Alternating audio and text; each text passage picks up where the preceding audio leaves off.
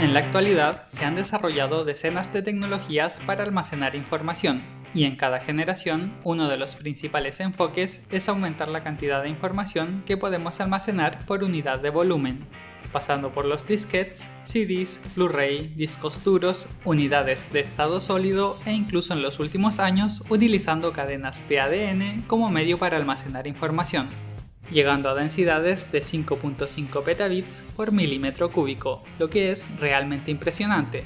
Pero estas tecnologías poseen una gran limitación, su duración, la cual generalmente se encuentra en el orden de las decenas o cientos de años siendo almacenados bajo condiciones controladas.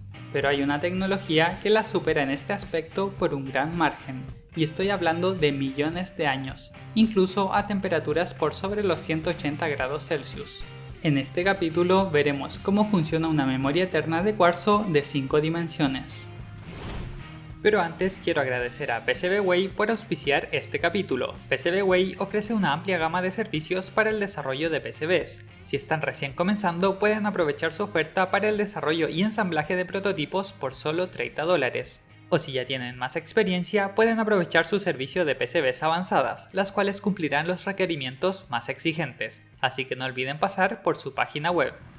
Vamos a partir analizando a qué se refieren exactamente con 5 dimensiones y después nos enfocaremos en la duración. Las primeras 3 son dimensiones espaciales. Si consideramos las primeras 2, podemos encontrar tecnologías como las tarjetas perforadas, los CDs, DVDs y Blu-ray. En estos ejemplos, la información se almacena en superficies planas en forma de perforaciones o marcas, que al ser analizadas pueden tomar únicamente 2 estados por sección. Es decir, nos entregan información de manera binaria. En otras palabras, si un computador analiza estas superficies, una perforación será interpretada como un 1 y una sección sin perforar será interpretada como un 0, lo que también es conocido como un bit de información, el cual no deben confundir con un byte de información, que se utiliza más comúnmente y equivale a 8 bits.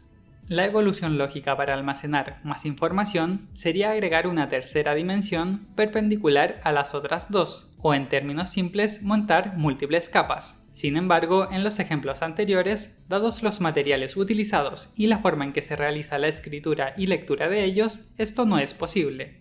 En el mejor de los casos, podríamos poner múltiples sistemas de escritura y lectura uno sobre el otro, como por ejemplo en algunos discos duros, pero es difícil categorizar como 3D si cada uno de estos sistemas está leyendo un disco independiente.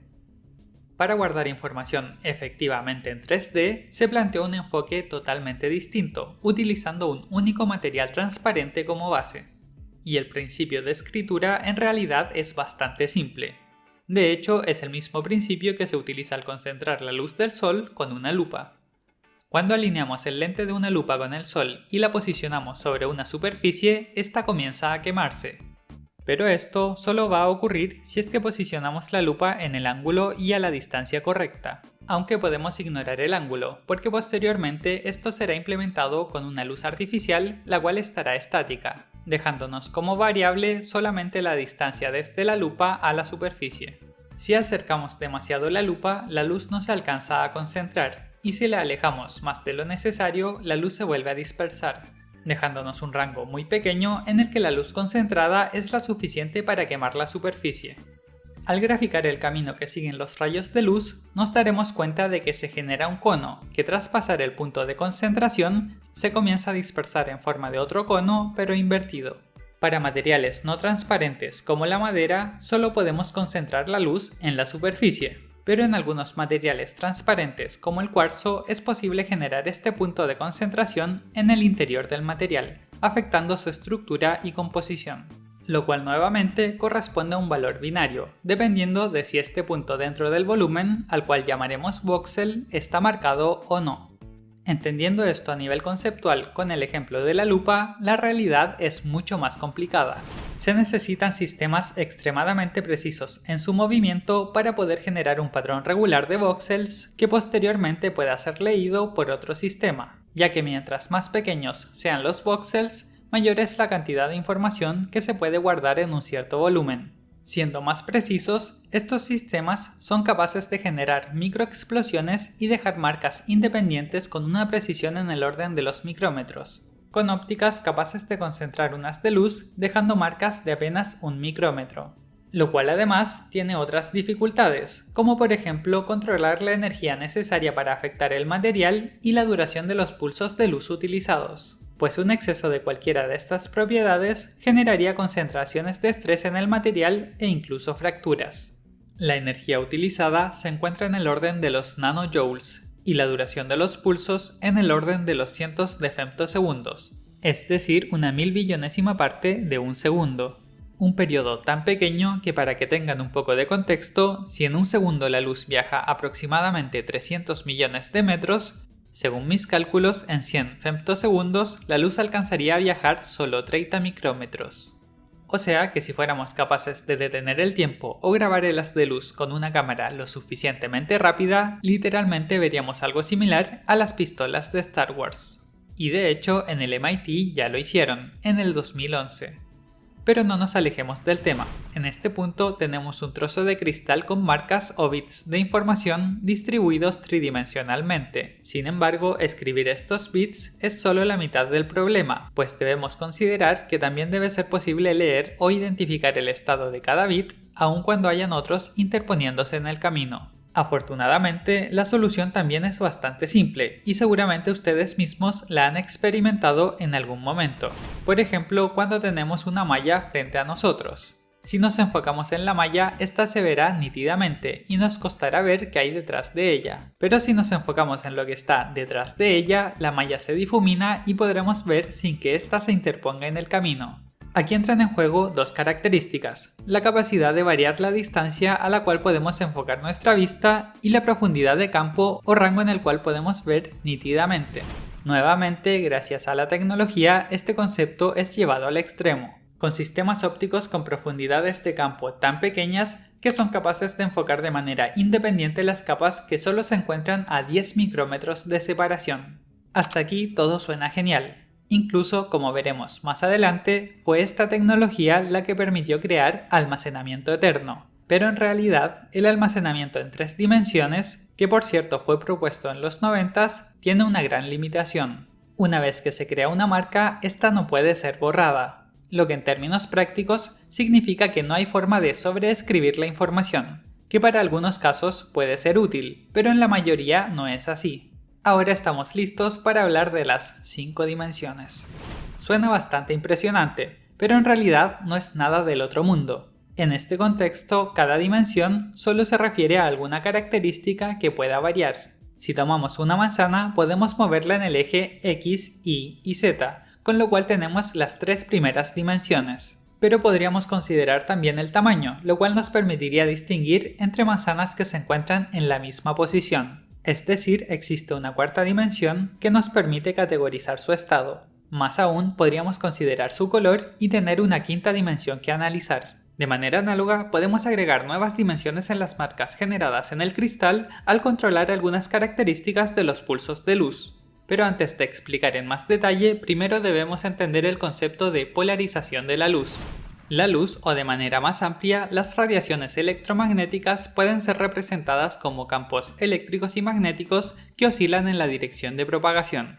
Más aún, estas oscilaciones suelen encontrarse en un plano, el cual se conoce como plano de polarización.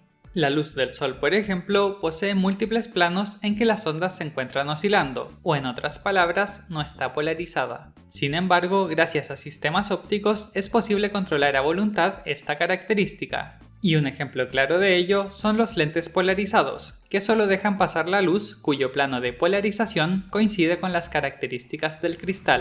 Entendiendo esto, si controlamos con extrema precisión la polarización e intensidad del pulso de luz concentrado en el cristal, se logran inducir reacciones químicas que de manera natural crean microestructuras con forma de rejilla, manejando a voluntad su tamaño y orientación. Y no solo eso, quizás lo más impresionante de este método es que si volvemos a impactar estas microestructuras con pulsos de luz con características diferentes a las del pulso que las creó en primer lugar, esas microestructuras pueden ser sobrescritas, superando la limitación del método anterior. Pero ahora, volviendo al tema de las dimensiones, No es la forma de la microestructura lo que se mide para obtener las dos dimensiones extra, sino que dos características ópticas que éstas poseen, la retardancia y la orientación del eje lento, las cuales no explicaré, pero les dejaré algunos links en la descripción en caso de que quieran investigarlo por su cuenta. Considerando todo lo que hemos hablado hasta el momento, si nos centramos en la información contenida en cada voxel, tendremos tres capas distintas. La primera y más simple es si existe una marca o no, con lo cual tenemos un bit de información.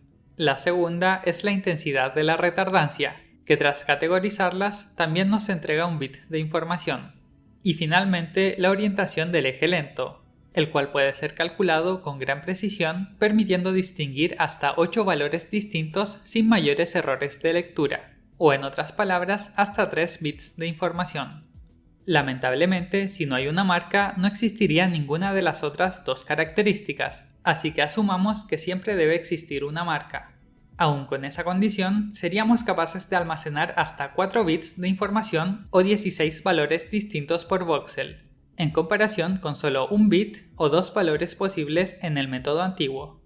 Si consideramos todas las características que hemos hablado hasta el momento, un disco de 120 mm de diámetro y 1,2 mm de espesor, es decir, el mismo formato de los CDs, DVDs y Blu-ray, teóricamente sería capaz de almacenar hasta 360 TB de información, lo que equivaldría a unos 7200 discos Blu-ray de 50 GB, 360 unidades de estado sólido de 1 TB o 23 discos duros de 16 TB. La comparación que ustedes prefieran, sigue siendo bastante.